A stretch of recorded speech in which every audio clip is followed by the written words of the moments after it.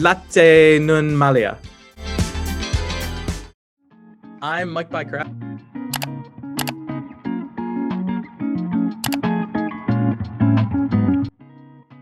I teach high school and middle school design, engineering, and robotics classes.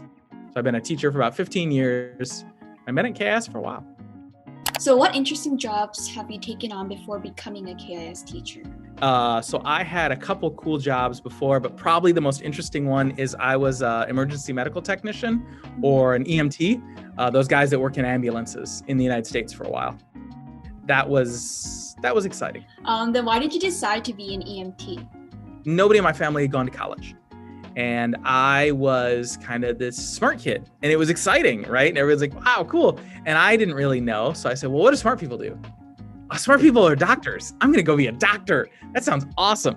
So I had an uncle who was a paramedic, and he's like, look, man, if you want to become a doctor, you should probably have some experience. And, why don't you get certified? So you can do that at the age of 18. So I was a sophomore in college. Then what did you do as an EMT, like specifically? So I would be on call and I would either get scheduled to work in the hospital. They would come in like if you break your arm or you need some medical care that's not urgent.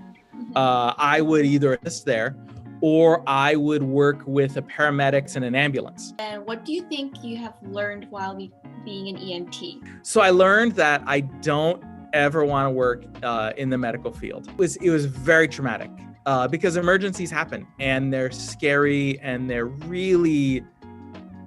tough. And, we would get calls for auto accidents or gunshot victims or, strokes, just heart attack, right? And you'd show up and people were crying and which is good. And I learned a lot of things about myself and I learned to really help people in a way that I could. So it was really satisfying to do that job. But it was traumatic.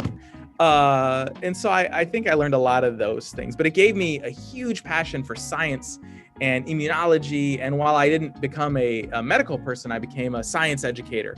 And I thought it was really important to help teach people, helped kind of my interest in like education and service and how to interact with people. So I've never been able to like experience or talk with someone who's like outside helping people. So I'm kind of curious about your experience. You would work on somebody and you would stabilize them and get them to the hospital. And then, somebody on duty there, hey, what happened to so-and-so, the patient we admitted today? Oh, they coded. And so that was, for me, I just could never handle that. And so those moments were really hard. They were great moments where people, you saved lives. Mm-hmm. Like there were people that I helped that are alive today because of me. Mm-hmm. So that's an incredible feeling. There's a lady who we helped who had a heart attack. She was like in her 40s and she would like send me cards. And it was so sweet. And you were like, oh, this lady, like 20 years later, you get a call, you get a card from somebody. Hey, thanks. So that was really nice. Or you would be like a superhero, like some little kid breaks his arm and you show up and you've got a uniform on and you stabilize it. Then it was great. So those moments were really good too. I would really encourage students. I think it's important to work if you can when you're in college. And then lastly, I know there's a lot of like KIS students that are now looking into jobs. So do you have any tips? I know it's a cliche, but find something you're interested in and pursue it. So I think it's important to take service jobs. Mm-hmm. I've worked in restaurants, I've worked in bookstores, I've worked at Starbucks. And I think that learning to work with people in a service way is a great skill for when you're older. Gave me a lot of patience and skills and understanding of people who are in those jobs. So I think it's important to kind of get a feel for what you want to do.